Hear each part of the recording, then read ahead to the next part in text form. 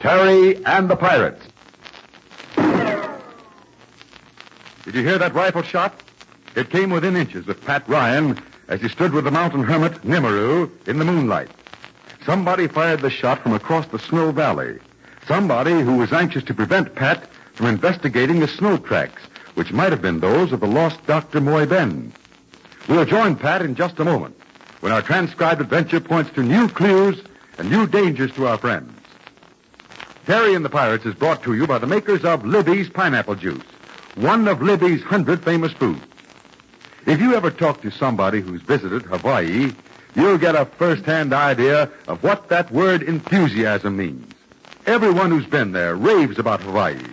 They're crazy about Waikiki Beach and the thrill of riding the waves back to shore on a surfboard. They rave about the beautiful leis. Leis are wreaths of lovely flowers. And every single one of them always has a rave or two for Hawaiian pineapple juice. They say Hawaiian pineapples taste far more delicious than any other kind, and they're right. Hawaiian pineapples are the finest in all the world. But you don't have to go clear to Hawaii to taste Hawaiian pineapple juice. No, sir. Libby's has done the traveling for you. Brought you real Hawaiian pineapple juice to enjoy right here at home. Libby's pineapple juice is the glorious golden true Hawaiian article. It's pressed from pineapples that actually ripen on the plants in Hawaiian fields and packed there, too. It has the marvelous, refreshing flavor of ripe Hawaiian pineapples. There's nothing else like it in the whole world. Just taste it, kids. Gosh, will you be thrilled. So ask Mother to get some Libby's Hawaiian pineapple juice. Libbys.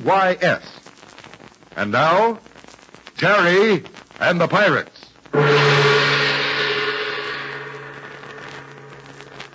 And now let's get back to Pat Ryan as he stands in the mountain path at night. After the rifle shot, Pat dug the bullet out of the splintered fir tree behind him and said, "See here, Nimaru? This is a rifle bullet, all right." A rifle, eh? Now, that's very interesting. My friend Kennington Hook had a rifle this evening. It might shoot a bullet of this caliber. Well, come along. I'd like to get back to the cabin as soon as possible without getting shot at again.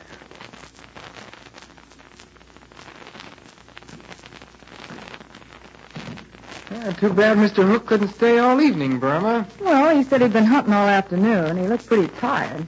He's going to take a shortcut back to his rooms near town. Good night, Mr. Nimaru. Thanks very much.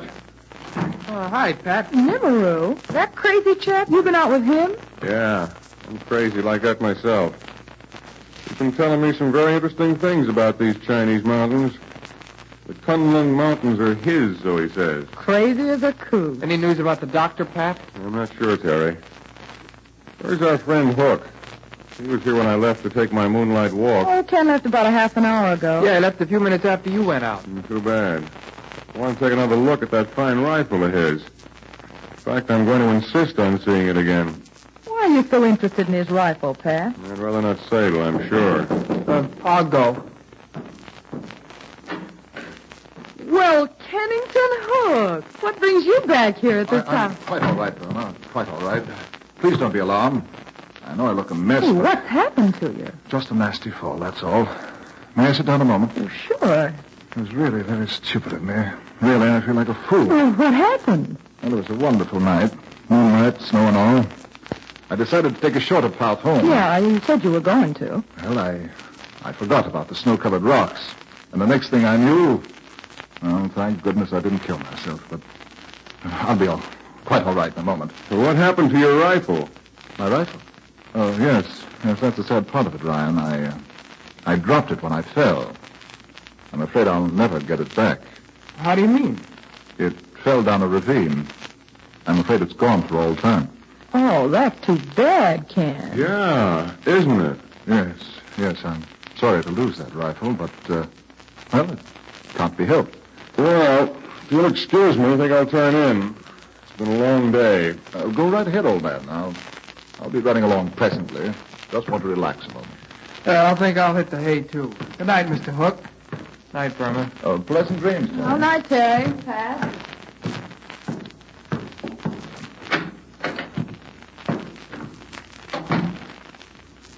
Well, Pat, what's up? I know something's happened, so let's have it. Now keep all this into your hat, Terry. I went for a walk with that old hermit, that chap Nimaru. Yeah? Well, somebody took a pot shot at us down in the valley. The bullet struck a fir tree and... Maybe it was an accident. People don't go hunting in the moonlight. There was no accident. I hacked the bullet out of the tree, and here it is. You think it's A rifle bullet? I'm sure it is. Doesn't it strike you as strange that Kennington Hook should come back to this cabin and tell how he lost his rifle down a ravine a short time ago? Yeah, but a thing like that could happen. Why should Hook take a shortcut back to his rooms? Why should he slip and fall and lose his rifle? Blast the luck. If I had that rifle, I could soon find out if this bullet was fired from it. But why should he want to shoot you? Look, Terry, isn't it possible that somebody is anxious to prevent us from finding Dr. Moyben? Well, why should Kennington Hook want to do away with the doctor? The whole thing's a puzzle, Pat. Yeah. It's up to us to unscramble it. Well, I'm going to bed. Nothing more we can do tonight. Yeah. Well, maybe by tomorrow we'll see everything a lot plainer. But I'd still like to know who fired that shot at me out there in the snow. Hey, Pat, you realize how near it is to Christmas? Yeah? Only how many more days? And I haven't done a bit of my shopping. Yeah, a fine lot of shopping we'll do this year. Not a store worthwhile in Minchow anyway. Nobody celebrates Christmas over here in China. In that case, my shopping is all done. Well, I've got a little Christmas job to do tomorrow. I promised April. Yeah? I'm going to go out and bring in a Christmas tree. We'll set it up in the main room the day before Christmas. April and Burma will decorate it. Well, we'll have some kind of a Christmas anyway. Yeah. Christmas is in the heart anyway. So I guess we can celebrate as well as anybody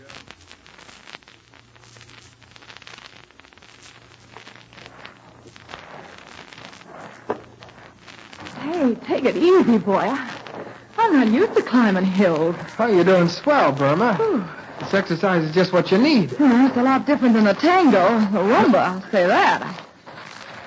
Which way are we going to get that fir tree, Terry? Now, uphill, Burma. Why uphill? Well, if we go downhill, we'll have to drag the Christmas tree up to the cabin. But if we go uphill, why, then we What can... a brain. What a brain. I understand perfectly. It's easier to pull the tree down to the cabin than up. There's a lot of small trees over there on that hill. We'll go over and take a look, huh? Hey, Terry, why go all the way over there? Right up above here are some beautiful trees. In fact, I don't remember ever having seen such trees back in the United States. Well, Burma, they look all right from a distance. When you get over to them, they don't look so good. I remember once I was looking for Christmas trees, and, well, I'll bet I shot down 50 before I found one that suited me. Well, before we walk all the way over there to that other hill, let's have a look at these. Okay, have it your way, but I'll bet when we get over there, they'll be crooked or something will be wrong with them. Come on, then. I'd like to get this over with because it's getting colder every minute. Terry, I thought you liked this cold weather. I'm having the time of my life out here. Only I don't relish walking over to that hill.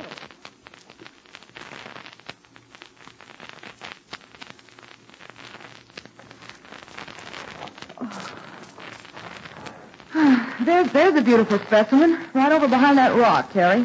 Yeah, that does look pretty good from here. Let's have a look. See? What did I tell you? It's perfect any way you look at it. Sure, but where do you think we're going to put it? In a cathedral? That tree must be 20 feet high. Well, you can just use the top of it, and we can use the branches off the bottom for trimming the windows. That's an idea. Now, let me get this hatchet loose from my belt. I'll give it a whirl. Now, I'm going to stand over here, Terry. When you get to swinging that weapon, I don't want to be too close. Oh, so you don't trust me, huh? Well, now I'll show you some plain and fancy timber chopping.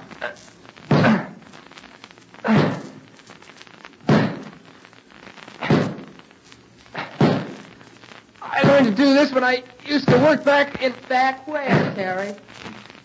Well, I used to do this when I was working for a man over in... Stand back over there, Burma. Look out. The tree's going to fall that way. Let her come.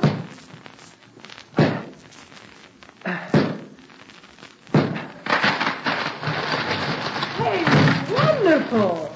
Didn't know you had it in you, Terry. Yeah. Well, now then, I'll trim off some of the branches and we'll haul it down to the cabin. Hey, I'm getting the Christmas spirit all of a sudden. Gonna hang up your stocking? The woolen socks I'm wearing won't hold much, but... Hey, there ought to be some wild holly and mistletoe around here. I'll take a look. I haven't seen any, but you might look. I don't know much about holly or... Terry? What? Oh, look here, Terry. Look what I just picked up. Somebody lost a perfectly good glove. Well, let me see. A black and white woolen glove. Where'd you find it? Over there. Right over there with that pine tree. Hey, maybe this glove belongs to... Wait, I have a description written down on a piece of paper. Must have it in one of these pockets. But Dr. Maury Ben was wearing on the evening he disappeared. Yeah, here it is. He wore a brown fur-lined cap, black overcoat, and... Yep, black and white woolen gloves. Maybe this glove belongs to... Right. Yeah, but what would this glove be doing way out here among these trees? That's what I'd like to know. Hello? Hey, look, Terry, it's Ken Hook. He's coming up the hill to us. He's waving.